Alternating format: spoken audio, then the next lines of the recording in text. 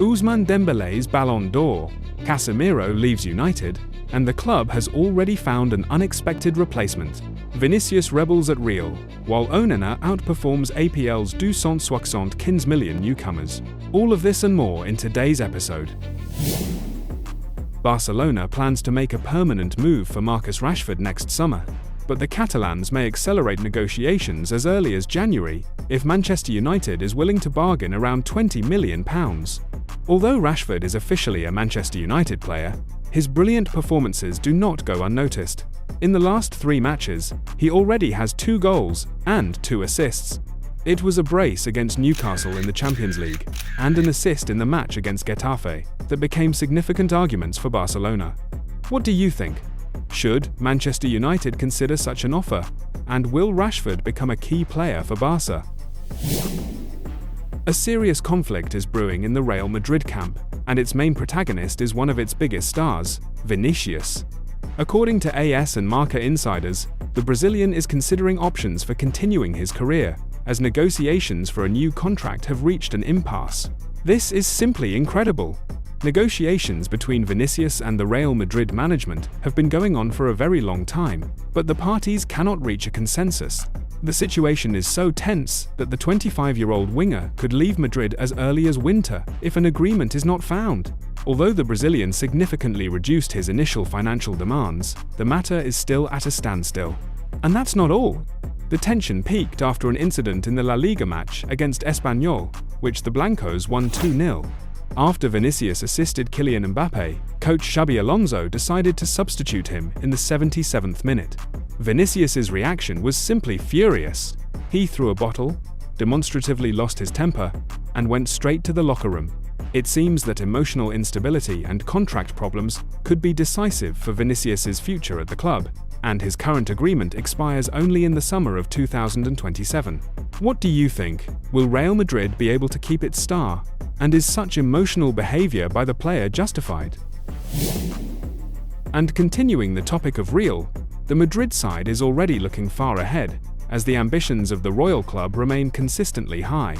According to Spanish media, the club has identified its main transfer target for 2026. Their priority is Liverpool defender Ibrahima Konaté. Real Madrid sees Konaté as an ideal long-term replacement for their experienced veterans David Alaba and Antonio Rudiger, whose contracts expire in the summer of 2026. The club particularly values Konaté's physical strength, speed, and ability to dominate aerial duels. In addition, Tottenham defender Mickey van de Ven is also on Real Madrid's radar.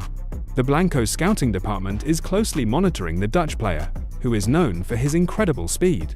These 2 candidates are clear confirmation that Real Madrid is determined to significantly rejuvenate and strengthen its defense. What do you think? Which of these 2 players would be a better fit for Real Madrid? The tension around today's Ballon d'Or ceremony in Paris has reached its peak, and passions are raging not only among fans. Recently, football legends Thierry Henry and Jamie Carragher made their predictions for the Ballon d'Or. Carragher chose the usual favorites, such as Kylian Mbappé, Mohamed Salah, and Lamine Yamal. But Henry surprised everyone. He named only one name, Ousmane Dembélé. His choice caused laughter, especially considering that none of them had ever won this prestigious award. And then it became known here. A few hours before the start of the ceremony, French journalist Romain Collet-Gaudin named the winner, and, according to him, the Ballon d'Or will be awarded to Ousmane Dembélé. This is an incredible coincidence that completely changes the intrigue around the ceremony. Recall that the ceremony will begin today at 10 p.m. in the Parisian Théâtre du Châtelet. Its hosts will be Ruud Gullit and Kate Scott. The main award will be presented by the legendary Ronaldinho, who himself won the Ballon d'Or in 2005.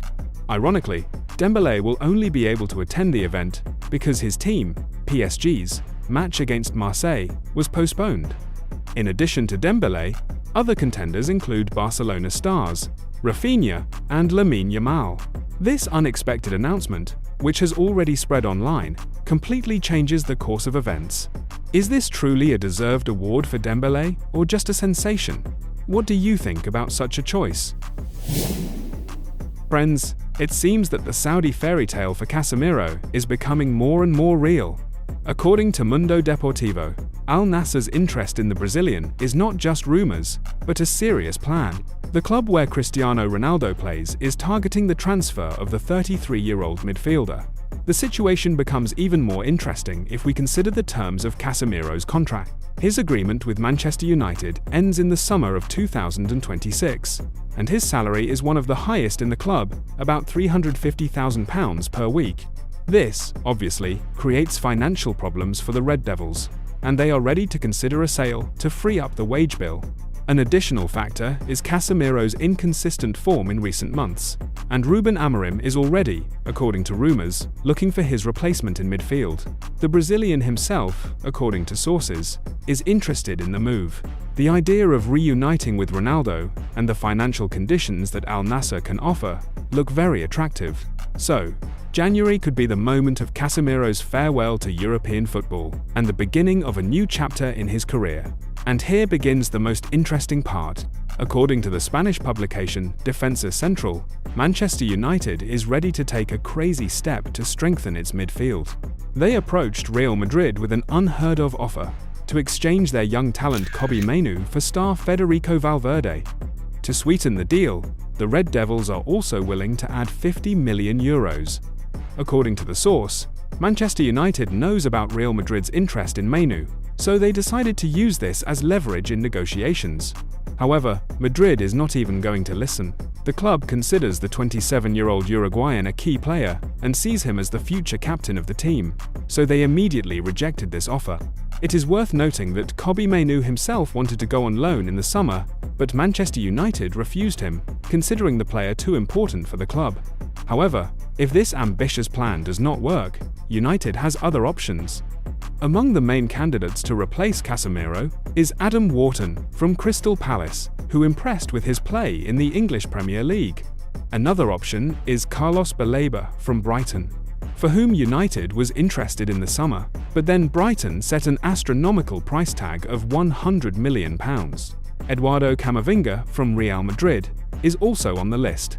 This is the most ambitious, but also the least likely option. In my opinion, the most probable candidate is Morten Hjulmand from Sporting. And here's why. He is the former captain of Sporting when the team was coached by Ruben Amorim. This is a key factor. Amorim perfectly knows Hjulmand's strengths, his playing style, and character, which will allow the Dane to instantly adapt to his system. In addition, Morten Hjulmand will not cost Manchester United as much, making his transfer financially justified. This is an ideal option that combines knowledge of the coach's system, a high level of play, and a reasonable price. What do you think? Who would be the best replacement for Casemiro? Should United have gone all in for Valverde, or is it better to bet on the proven Amorim-Hjulmand connection? This is simply incredible. Former Manchester United goalkeeper Andre Onana is working wonders in Turkey. In the match against Gaziantep, he did something no one expected, an incredible assist from 60 meters away. Onana made a crazy assist to Onuachu, helping Trabzonspor snatch a draw. But the most interesting thing is that this goal contribution put Onana ahead in an unexpected ranking. He now has more goal involvements than Florian Wirtz, Matthias Cunha, and Benjamin Šeško. Manchester United and Liverpool collectively paid €275 million for these three players, but they have yet to score for their new teams. Meanwhile, Onana, who only moved to Trabzonspor in the summer, has already made history. Recall that Onana's team is currently in 4th place in the table, having accumulated 11 points after 6 rounds. What do you think of such irony? Should Onana have stayed in the APL? Tottenham is actively interested in Conor Gallagher, but Atletico has no intention of letting the midfielder go in January.